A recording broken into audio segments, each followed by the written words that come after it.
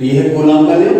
अब इस क्योंकि बल एक सदिश राशि है तो हम इनको सदिश रूप में कैसे प्रदर्शित करें।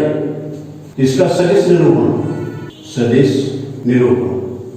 F equal to 1/4 pi epsilon naught into Q1 Q2 upon R square into R cap. R cap एकांक सदिश होता है जहां R कैप इक्वल टू एकांक सदिश और ये होता है सदिश अपॉन सदिश का परिमाण। तो R यहाँ पर परिमाण को व्यक्त करता है। हम इसी को यहाँ पर लिख सकते हैं F equal to 1/4 pi epsilon naught into Q1 Q2 upon R square और इसको लिखेंगे R सदिश अपॉन R। ये equal to 1/4 pi epsilon naught into Q1 Q2 upon R cube into सदिश R। तो इसको इस तरीके से व्यक्त किया जाए अथवा इसको इस तरीके से व्यक्त किया जाए। अब मान लो कि आपको निर्देशांक फ्रेम दिया हुआ है, फ्रेम और रेफरेंस दिया हुआ है, तो उसमें कैसे इसको रिप्रेजेंट करेंगे। सपोज करो कि आपके पास यहाँ पर ये फ्रेम ऑफ रेफरेंस है x, y और z। मान लो कि यहाँ पर ये आवेश है, ये है Q1, दूसरा आवेश ये है Q2। तो इस मूल बिंदु के सापेक्ष इसकी जो स्थिति है ये है R1 और इसकी जो स्थिति है ये है R2। तो इन दोनों को ऐसे मिला दिया जाए तो ये हो जाएगा R21। तो ये सदिश इस तरीके से, ये सदिश और फिर ये सदिश। तो अब यहाँ पर A पॉइंट है और ये B पॉइंट। अब इसमें हम बल दिखा रहे हैं इस तरीके से, ये है F21। F21 का अर्थ होता है पहले आवेश द्वारा दूसरे आवेश पर आरोपित बल। तो यहाँ पर ये त्रिभुज बना हुआ है। अगर हम इसमें सदिश त्रिभुज का नियम लगाएं, त्रिभुज OAB, इसमें क्या है R1 plus R21 equal to R2। तो R21 equal to R2 minus R1। बल F21 इसका अर्थ होता है आवेश Q2 द्वारा आवेश Q1 पर आरोपित बल।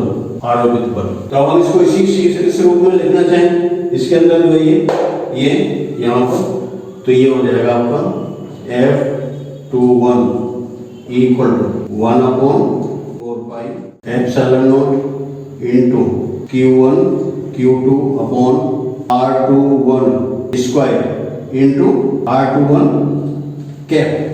ये तो आवेश Q1 द्वारा Q2 पर आरोपित बल हो गया। तो Q2 द्वारा Q1 पर जो आरोपित बल होगा इस तरीके से, ये है F12। इसी प्रकार F12 equal to 1/4 pi epsilon naught into Q1 Q2 upon R12 square into R12 cap. इसमें परिमाण देखें तो हम चाहे Q1 से Q2 पर बल देखें या Q2 से Q1 पर बल देखें, तो इनके जो बीच की दूरी है वो अपरिवर्तित रहती है। इसका मतलब ये है R21 इक्वल टू R12। इसके हम परिमाण देखें, ये समान रहेंगे। साथ में हम इसके डायरेक्शन अगर इसकी देखते हैं तो फिर ये एक दूसरे के विपरीत होते हैं। जैसे मैंने यहाँ कैप लिखा हुआ है, वहां पर भी कैप लिखा हुआ, तो हम इसको लिख सकते हैं R21 cap equal to minus R12 cap. तो अगर हम ऐसा इसको लिखते हैं, ये यहाँ पर स्क्वायर है तो स्क्वायर से इसमें कोई फर्क नहीं पड़ता है, चाहे R12 लिखें अथवा R21 लिखें, तो हम इसको लिख सकते हैं अतः F21 equal to 1/4 pi epsilon naught into Q1 Q2 upon R12 square into minus R12 cap. तो ये equal to minus 1/4 pi epsilon naught into Q1 Q2 upon R12 square into R12 cap. तो अब ये जो बल है वो इसके बराबर हो गया। बल F21 equal to minus F12। तो ये क्या है यहाँ पर, पहले आवेश Q1 द्वारा Q2 पर आरोपित बल बराबर होता है लेकिन दिशा में विपरीत F12 यानी कि आवेश Q2 द्वारा Q1 पर आरोपित बल। तो ये न्यूटन के क्रिया प्रतिक्रिया के नियम के तुल्य होता है। यानी हम यहाँ पर ये कह सकते हैं कि प्रत्येक क्रिया के बराबर और विपरीत प्रतिक्रिया होती है। अतः कूलॉम बल न्यूटन के तृतीय नियम, अब तृतीय नियम कौन सा है? क्रिया प्रतिक्रिया नियम के होता है। तो ये है इस बल का सदिश निरूपण। और आपने देखा है कि अभी तक मैंने इसमें तो आपको बताया, जैसा मैं लिख भी चुका हूँ कि जो बल की दिशा होती है वो हमेशा दोनों आवेशों को मिलाने वाली रेखा के अनुदिश होती है।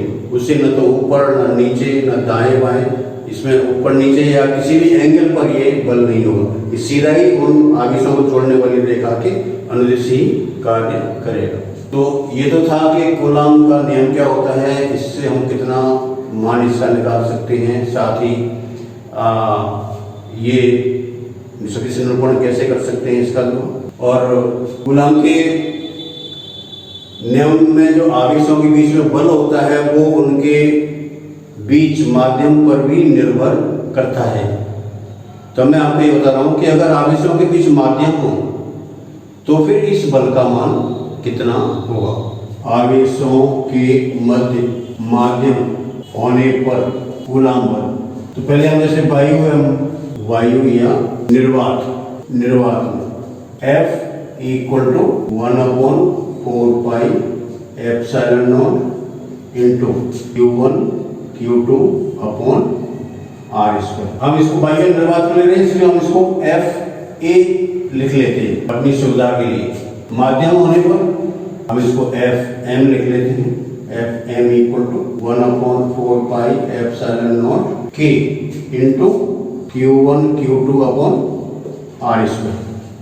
और यही इक्वल टू होता है 1/4 pi epsilon into Q1 Q2 upon R square. तो इसमें K जो लिखा हुआ है यहाँ पर, इस K को कहते हैं परावैद्युतांक या आपेक्षिक विद्युतशीलता, जहाँ एप्सिलॉन इक्वल टू माध्यम की विद्युतशीलता और ये इक्वल टू होता है एप्सिलॉन नॉट इंटू K, या K equal to epsilon upon epsilon naught. Epsilon माध्यम की विद्युतशीलता अपॉन वायु की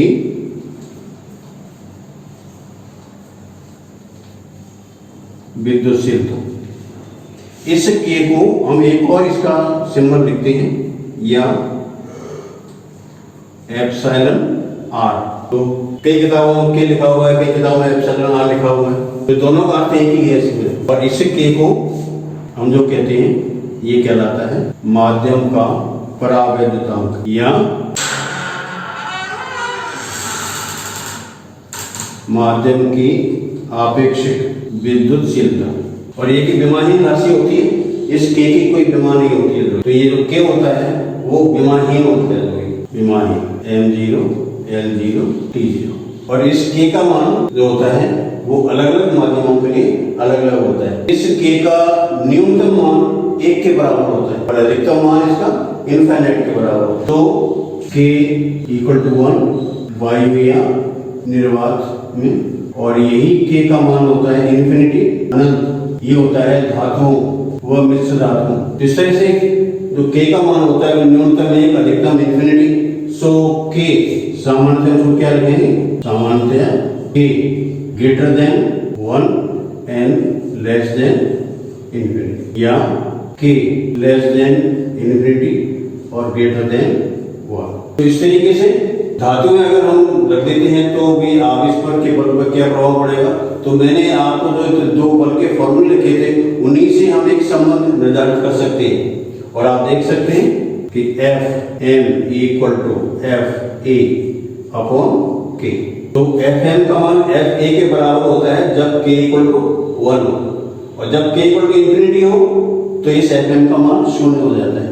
यानी कि अगर आवेशों के बीच में हमने कोई धातु की पट्टी रख दी तो बल का मान 0 होगा। तो यहाँ पर देख सकते हैं Fm इक्वल टू Fa वायु या निर्वात में और F M equal to infinity अनंत 0, ये होता है धातु के लिए। इसका मतलब ये कि एफ एम का मान जो होता है वो एफ ए से कम होता है। F M is less than F E. तो जैसे हम वायु से हट करके अन्य किसी माध्यम के अंदर आ जाएंगे तो के का मान 1 से ज्यादा हो जाएगा, ग्रेटर देन 1। इसलिए इस एफ एम का मान एफ ए से कम होगा। तो अगर जो आवेश हैं उनके बीच में कोई माध्यम रख दिया जाता है तो बल का मान पहले की तुलना में कम हो जाता है। तो कितना कम हो जाता है वो आपका ये। अब इस के की यहाँ से परिभाषा भी ज्ञात की जा सकती है। एक तो मैंने जो के का फॉर्मूला आपको पहले दिया था एप्सिलॉन अपॉन एप्सिलॉन नॉट, उससे भी कर सकते हैं और इससे भी ज्ञात की जा सकती है। K equal to epsilon upon epsilon naught या K equal to F A upon F M. अब इसमें इसकी कंडीशन ये है कि भाई आवेशों के बीच की दूरी में कोई परिवर्तन नहीं होना चाहिए। तो के की हम यहाँ से परिभाषा निकाल सकते हैं, परावैद्युता की परिभाषा, और हम इससे कर सकते हैं माध्यम की विद्युतशीलता तथा वायु की विद्युतशीलता के अनुपात को परावैद्युतांक कहते हैं। और इसकी परिभाषा यहाँ से भी लिख सकते हैं भाई, या वायु में स्थित आवेशों के बीच विद्युत बल तथा माध्यम में उन्हीं आवेशों के बीच विद्युत बल का अनुपात परावैद्युतांक कहलाता है। तो कैसी परिभाषा करें? माध्यम की विद्युतशीलता तथा वायु की विद्युतशीलता के अनुपात को परावैद्युतांक कहते हैं, या वायु में स्थिर आवेशों के बीच विद्युत बल तथा माध्यम में उन्हीं आवेशों के बीच विद्युत बल का अनुपात परावैद्युतांक कहलाता है। परावैद्युतांक का कोई मात्रक नहीं होता है, लेकिन इसकी वैल्यू अलग अलग माध्यमों के लिए अलग अलग होती है। तो ये मैंने आपको बताया कि एक तो आवेशों का मात्रक क्या होता है, दूसरा कूलॉम का बल क्या है, कूलॉम का नियम क्या है, और उसके द्वारा क्या जो आपको फॉर्मूला दिया गया है।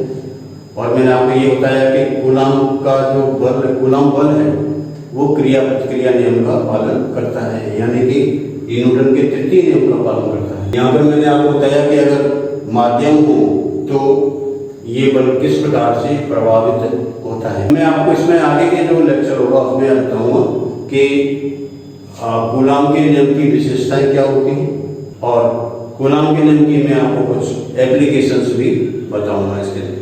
इसे मैं आपको जो मैंने लेक्चर दिया है तो आप लाइक करें, सब्सक्राइब करें और अपना कमेंट बॉक्स में लिखें। और अपना कोई सुझाव भी देना चाहें तो वो भी आप सुझाव मुझे दे सकते हैं, उसके लिए आपका स्वागत है। साथ में ही जो भी मैं यहाँ पर लिख रहा हूँ ब्लैक बोर्ड पर, इसी को आप अपने नोटबुक में भी लिखते जाएं, तो इससे आपके एक नोट्स बन करके तैयार हो जाएंगे और आप इनको कभी भी मतलब पढ़ सकते हैं। इसमें कई बातें तो ऐसी होंगी जो आपको हो सकता है किताबों के अंदर भी न मिले। तो आगे मैं आपको कूलॉम की नियम विशेषताएं और उसके जो भी एप्लीकेशंस हैं, मैं 2-4 एप्लीकेशन, और इसमें आपको बहुत ही टिपिकल एग्जाम्पल के अंदर नहीं जाना है। आपको सिर्फ ऐसे उदाहरण देखने हैं जिनमें हम फॉर्मूला अप्लाई करें और उसका आंसर आ जाए, क्योंकि बोर्ड में जो क्वेश्चन पूछे जाते हैं वो बहुत ही एप्लीकेशन के क्वेश्चन होते हैं कि आप इस फॉर्मूले को कैसे अप्लाई करते हैं।